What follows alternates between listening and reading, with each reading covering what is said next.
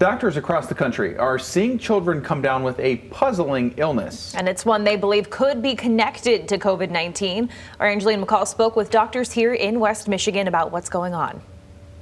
Doctors are calling it pediatric multisystem inflammatory syndrome, which includes symptoms such as fever, skin rashes, and abdominal pain. But in some cases, it can become so severe that the heart becomes inflamed, which is putting some of those kids in the pediatric ICU. So this is kind of interesting and scary in a way, because what's happening is some children are presenting in hospitals, especially in Detroit, I think is where they're seeing this, is presenting to the hospital with this kind of a multi-organ inflammation. At least 85 cases have been identified in the U.S., the majority in New York. We're seeing some cases where children affected with the COVID virus can become ill with symptoms similar to the Kawasaki disease or toxic shock-like syndrome. Both of those diseases are very rare, with only a handful of cases in West Michigan every year. Seeing the spike in cases, though, makes doctors question if it's related to coronavirus. But what's happening with COVID is there's clustering happening. So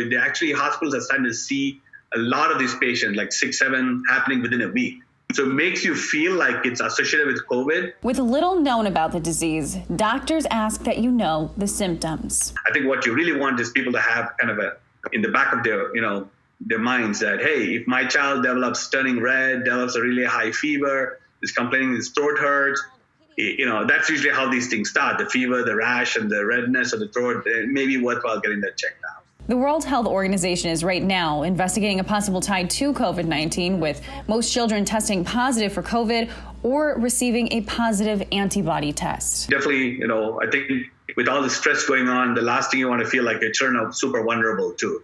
This disease kind of makes you a little worried, but we're not seeing that large numbers. I would say that people shouldn't panic. There is no real treatment option for this, but doctors are currently using bypass techniques. So in effect, putting the heart and lungs on bypass so that they can effectively give these kids more time to heal.